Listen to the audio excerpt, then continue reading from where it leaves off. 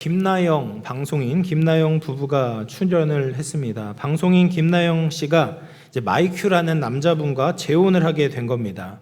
그래서 한 번 결혼과 이혼을 겪으면서 두 아들을 키우고 있었던 방송인 김나영 씨는 연애는 해도 결혼은 더 이상 하지 않겠다고 다짐을 했다고 합니다.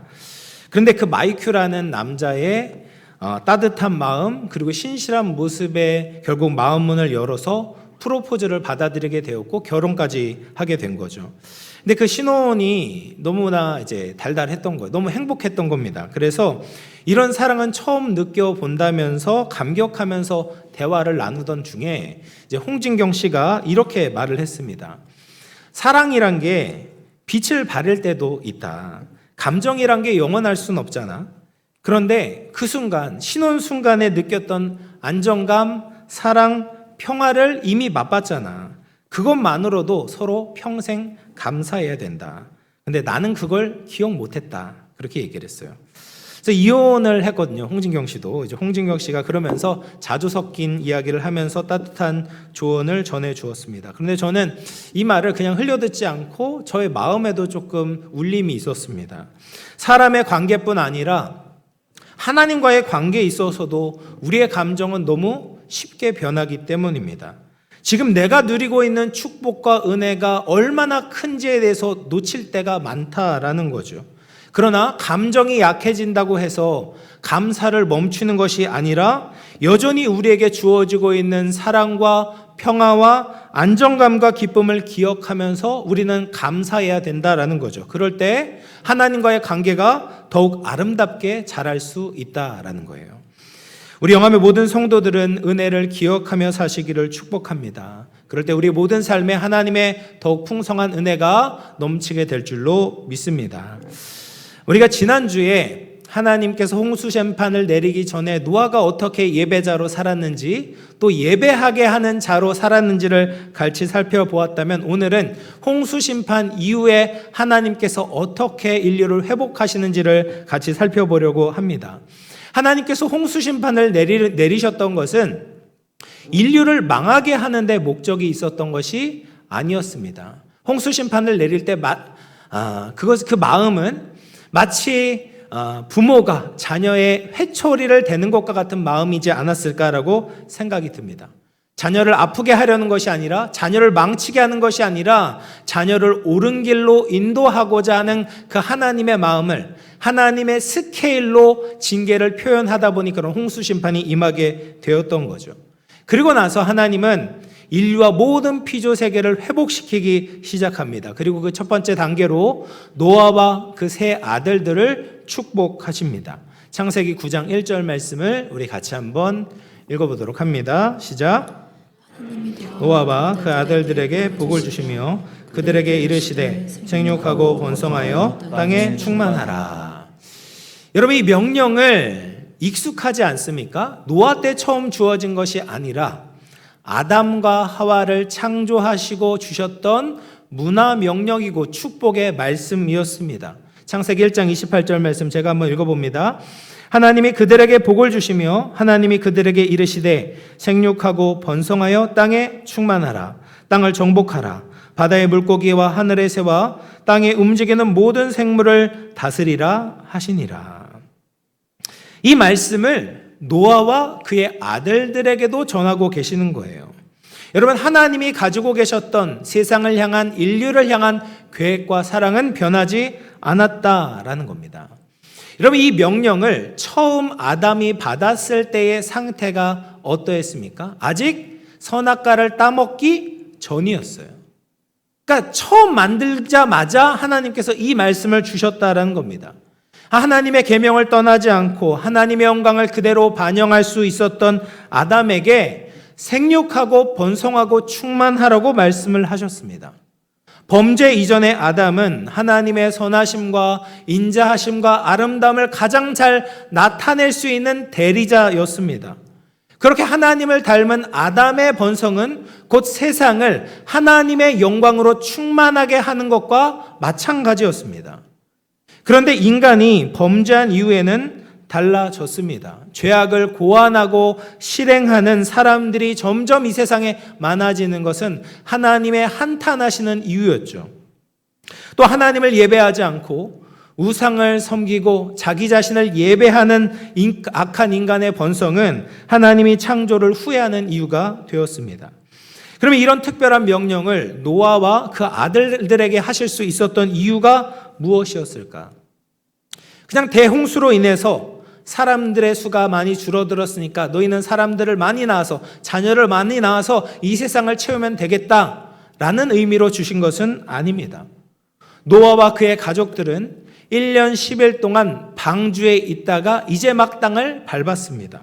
근데 그 방주에서의 생활이 하나님과 동행하는 굉장히 특별한 영적인 경험을 했던 것이죠. 그럼 어떤 경험을 했는가? 노아는 하나님이 인도하시는 대로 따라가는 경험을 했습니다.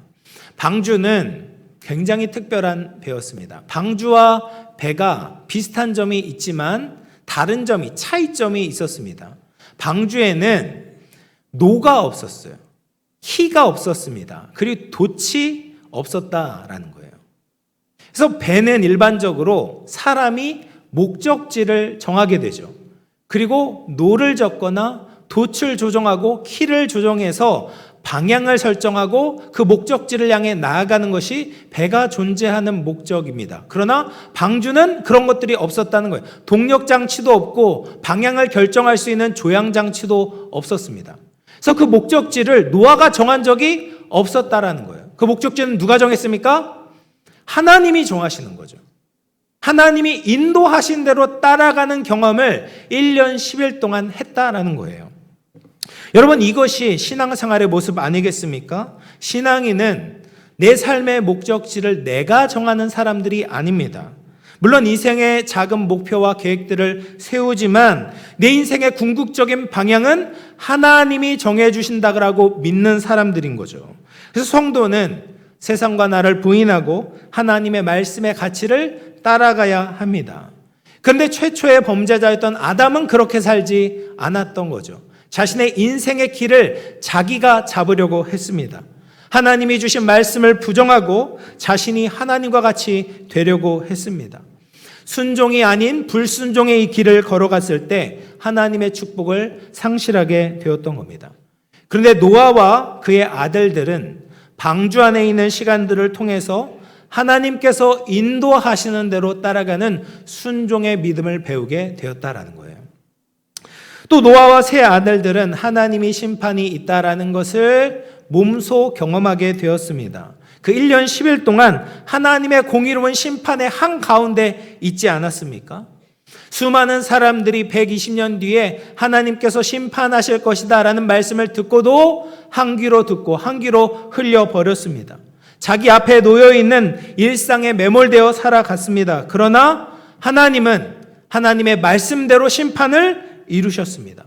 죄가 만연한 세상을 심판하셨고 하나님께서 세상을 다시 새롭게 만드셨습니다.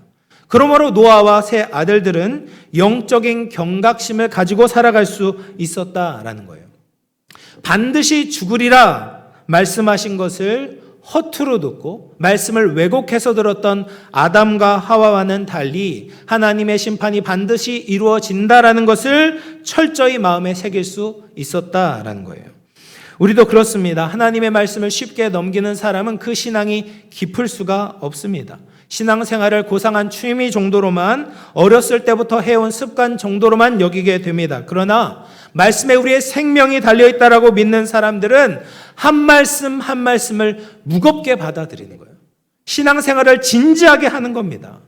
자신의 생사에 대한 고민을 말씀으로 풀어본 사람들은 그 말씀을 가지고 역동적으로 살아갈 수 있다는 거죠. 마지막으로 노아와 세 아들들은 방주를 통해서 하나님을 바라보는 법을 배웠습니다. 방주에는 창문이 있었어요. 근데 일반적인 배는 창문이 어디에 달려 있습니까?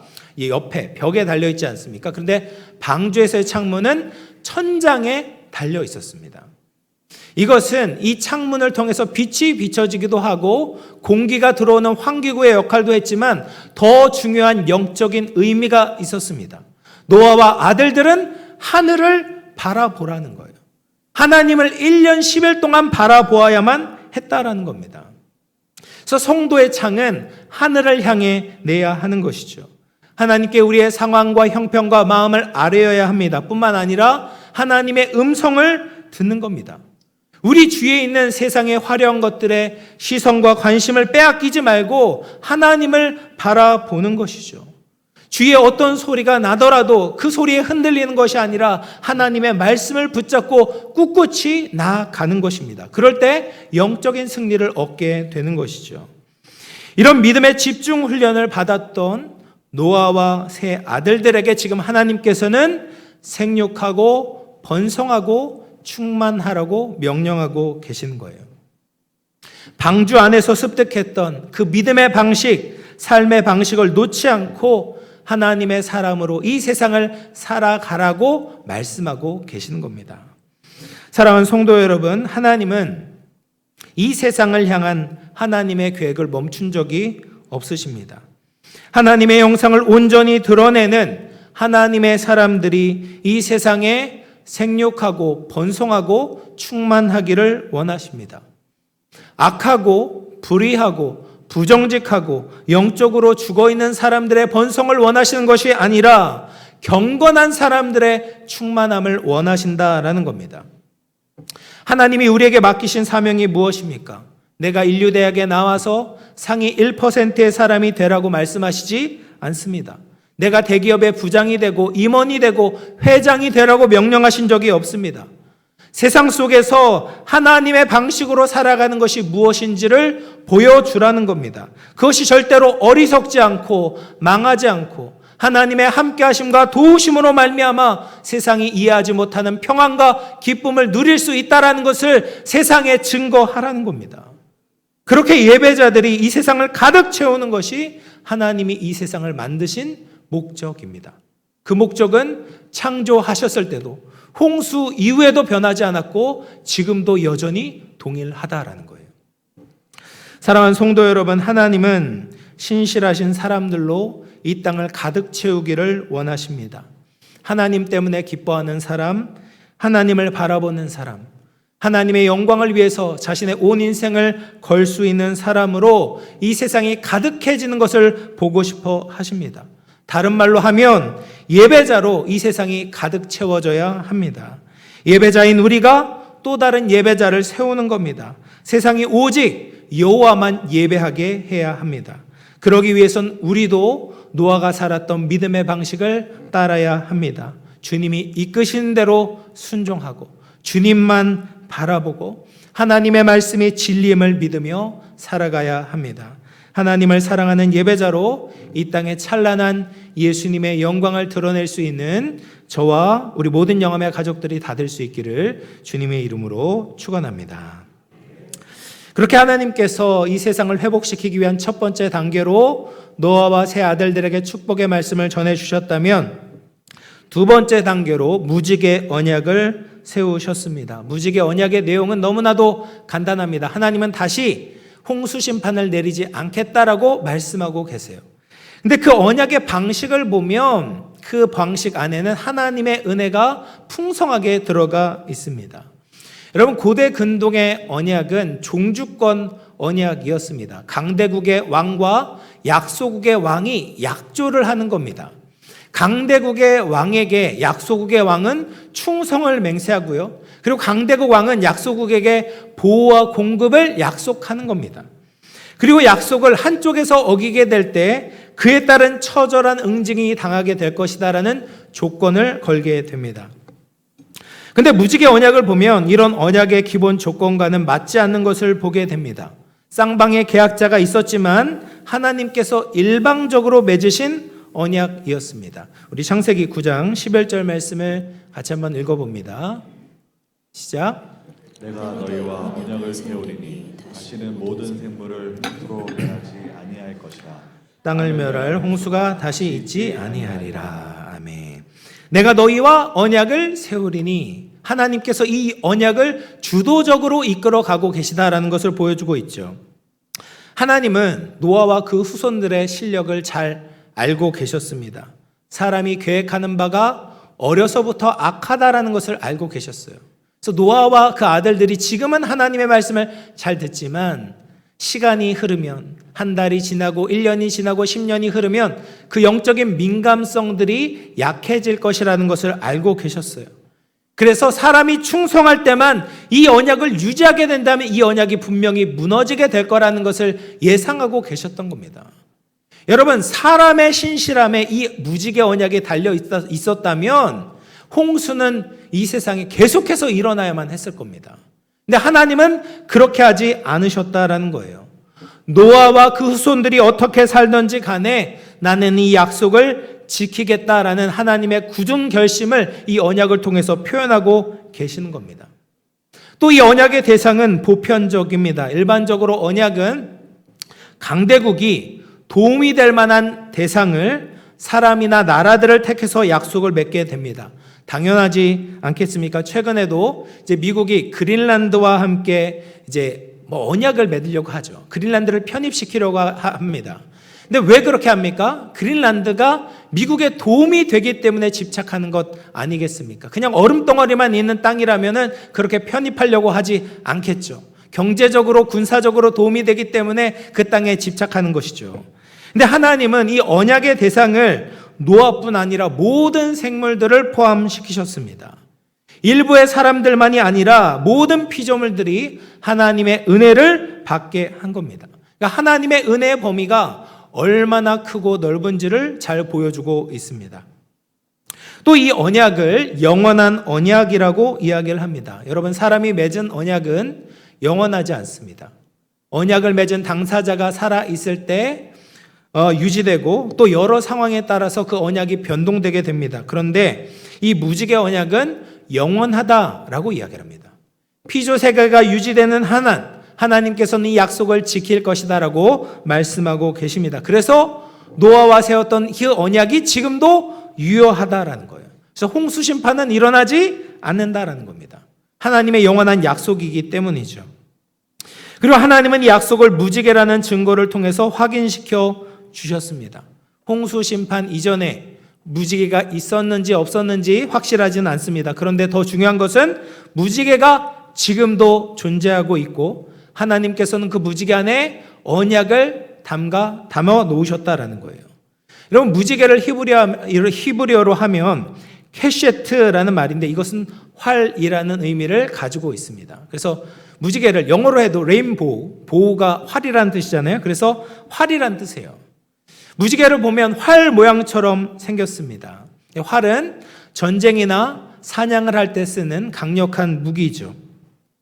하나님께서 내리신 홍수는 마치 이 땅에 활을 쏘신 것과 같은 심각한 파괴와 피해를 일으켰습니다. 그런데 세상을 심판하며 사용했던 무기를 하나님이 더 이상 사용하지 않고 하늘에 걸어 두시겠다라는 거예요. 그리고 그 걸어둔 활의 방향도 세상을 향하지 않습니다. 세상을 쏜다면 무지개가 어떤 모양이 되어야 되겠습니까? 이런 모양이 되어야 되겠죠. 그러나 하나님은 무지개를 이렇게 만드셨어요. 이 활의 방향이 하늘을 향하게 하신 거예요. 다시는 이 세상을 향해서 활을 쏘지 않겠다. 홍수 심판을 내리지 않겠다라는 겁니다. 더 나아가 하나님의 심판을 하나님이 친히 감당하시겠다라는 의미도 담고 있습니다. 여러분, 무지개 언약 안에는 하나님의 사랑이 담겨 있습니다. 네가 어떻게 하더라도 물로 심판하지 않겠다. 너희의 죄악이 관영하더라도 너희가 나를 잊고 내 언약을 잊더라도 나는 잊지 않고 물을 이 땅을 뒤덮지 않도록 일반 은총을 베풀어 주겠다라고 약속하고 계시는 거예요. 그런데 이 무지개와 너무나 비슷한 상징이 있습니다. 바로 십자가입니다. 무지개는 하나님의 심판의 상징에서 하나님의 사랑과 자비의 상징이 되었습니다. 그런데 바로 십자가가 그렇지 않습니까? 예수님이 당시에 가장 끔찍한 사형 도구가 바로 십자가였습니다. 그런데 그 십자가가 이제는 사랑의 상징으로 변하게 되었습니다. 어떻게 그렇게 되었습니까? 베드로전서 2장 24절 말씀을 같이 한번 읽어보겠습니다. 시작. 친히 나무에 달려 그 몸으로 우리 죄를 담당하셨으니 이는 우리로 죄에 대하여 죽고 의에 대하여 살게 하려 하심이라.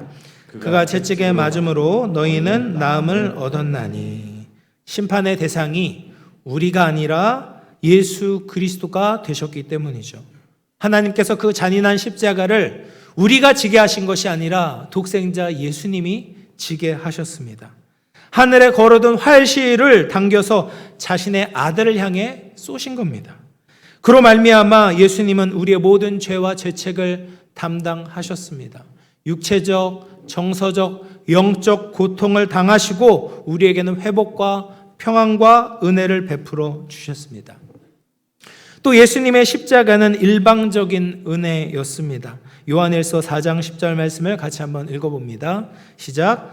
사랑은 여기 있으니 우리가 하나님을 사랑한 것이 아니요 하나님이 우리를 사랑하사 우리 죄를 속하기 위하여 화목제물로 그 아들을 보내셨음이라. 아멘. 우리는 하나님을 사랑하지 않았죠. 우리 중에 먼저 예수님을 찾은 사람은 아무도 없습니다. 우리는 완전히 영적으로 망가진 존재들이었고 하나님을 경외하지 않았습니다. 그리고 우리에게는 하나님께 사랑받을 만한 어떤 자격이나 조건도 갖추고 있지 않았습니다. 근데 하나님이 우리를 먼저 사랑하셨습니다. 그래서 우리 가운데 자신의 아들을 보내셨고 하나님과 우리 사이에 화목하게 하는 화목제물이 되게 하셨습니다. 그리고 그 사랑을 계속해서 깨닫게 하고 계시는 겁니다. 그 사랑의 관계 안에 들어오도록 초청하고 계시는 거죠. 이것이 십자가를 통해 하나님이 보이시는 일방적인 사랑과 은혜입니다. 또 예수님의 십자가가 포용하는 대상이 누구입니까?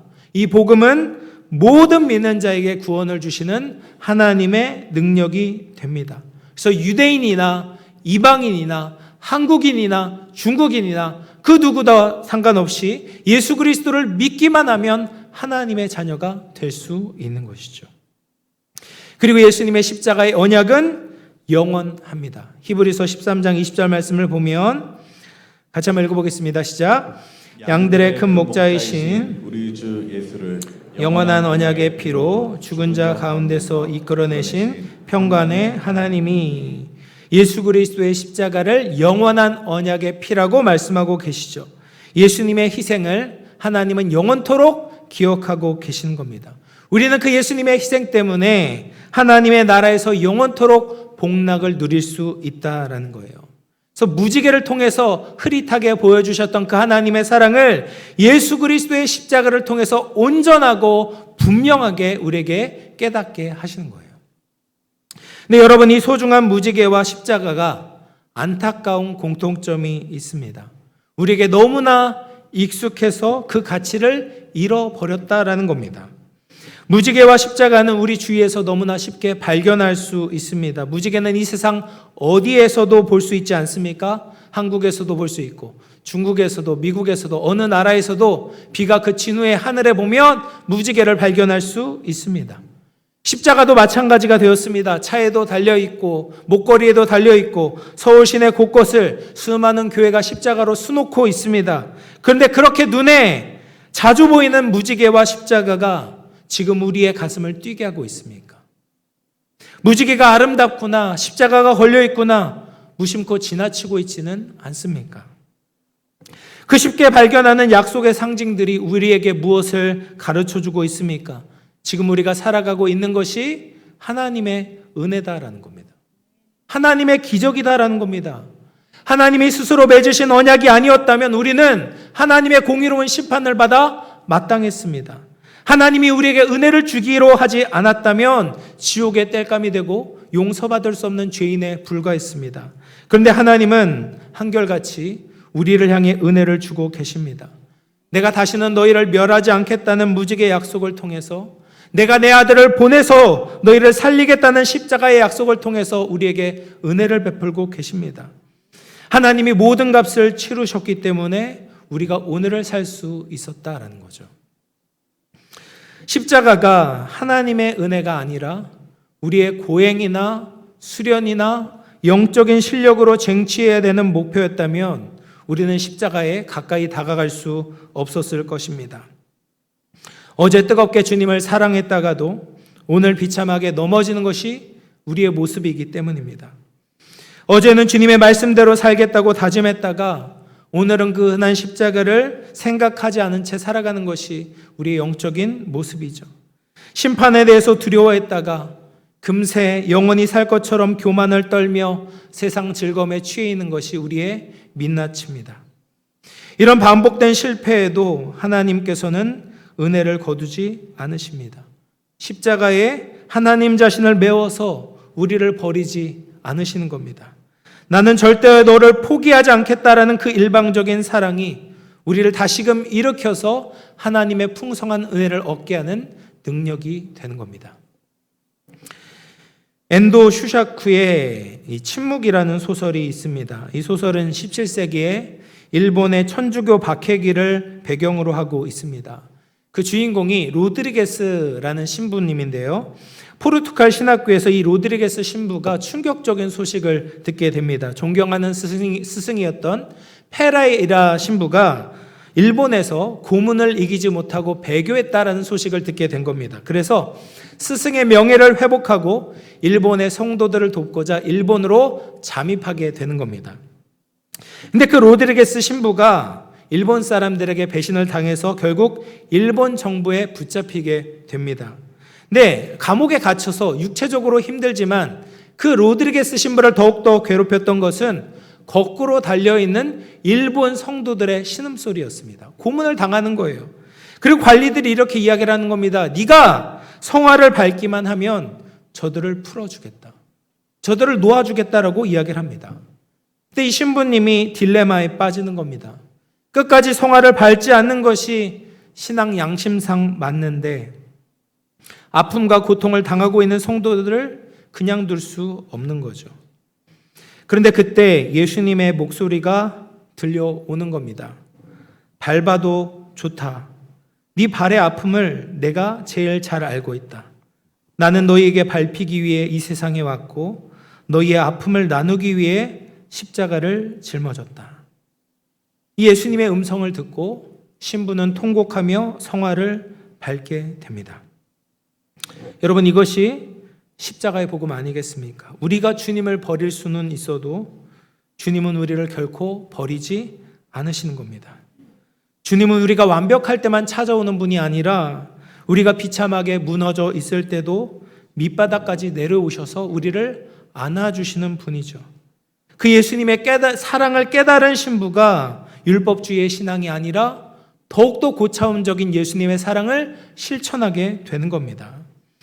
여러분, 하나님은 성도들이 심판에 대한 두려움에 머무는 것이 아니라 하나님의 사랑을 가지고 이 세상을 살아가기를 원하고 계십니다. 그래서 하나님은 홍수 심판으로 노아와 아들들에게 말씀에 대한 진지한 태도를 가르쳐 주셨죠. 그러나 그 두려움만으로는 충분하지 않았던 겁니다.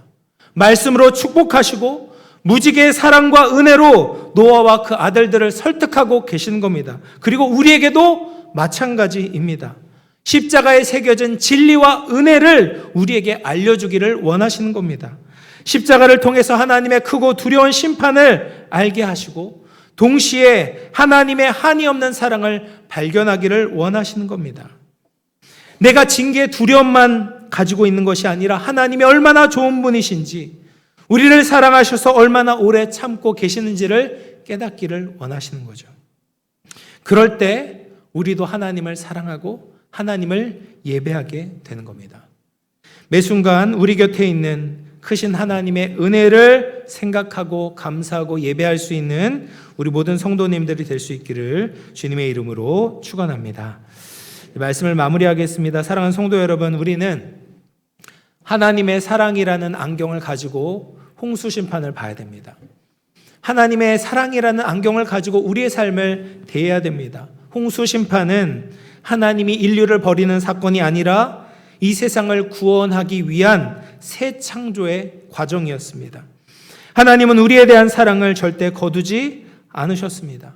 우리의 악함을 보셨고 우리의 약함을 보고 계시지만 그대로 두시는 것이 아니라 여러 환경과 상황을 통해서 우리를 깨닫게 하기를 원하시는 거죠. 그렇게 우리가 하나님만 바라보고 하나님만 의지하며 하나님의 말씀으로 이 세상을 살아가기를 원하고 계십니다. 우리가 끝까지 믿음으로 승리할 수 있도록 지금도 축복의 말씀과 무지개의 은혜를 베풀고 계십니다. 이 하나님의 사랑에 순복하며 더욱더 주님을 기쁘게 하고 예배하고 섬길 수 있는 우리 모든 영암의 가족들이 다 될 수 있기를 주님의 이름으로 축원합니다. 우리 말씀을 생각하면서 같이 한번 기도하겠습니다. 여러분, 우리가 하나님을 바라보며 또 이 세상에 하나님의 영광을 드러내는 자가 되어야 됩니다. 그리고 우리를 인내하시고 돌보시는 하나님의 크신 사랑을 의지하며 그 사명을 끝까지 감당해야 합니다. 주님, 우리가 노아와 그 아들들이 배웠던 신앙의 원리들을 놓치지 말게 하여 주시옵소서. 하나님께 순종하고 하나님을 바라보고 종말의 때를 기억하게 하여 주시옵소서. 하나님의 크신 사랑을 기억하며 이 세상에 하나님의 영광을 드러내게 하여 주시옵소서. 우리 말씀을 생각하며 같이 한번 기도하며 나가도록 하겠습니다. 하나님 아버지, 감사합니다. 하나님, 오늘도 우리가 아버지 주님의 음성을 듣습니다. 하나님의 말씀 가운데 거합니다. 아버지, 우리가 주님의 말씀에 순종하길 원합니다. 주님이 이끄신 대로 따라가길 원합니다. 아버지, 우리가 아버지여 주님을 바라보기를 원합니다. 아버지여 기도의 통로를 열기를 원합니다. 아버지여 주님께 우리의 사정을 말씀드리고 아버지여 주님의 뜻을 아버지여 우리의 삶 가운데 펼치기를 원합니다.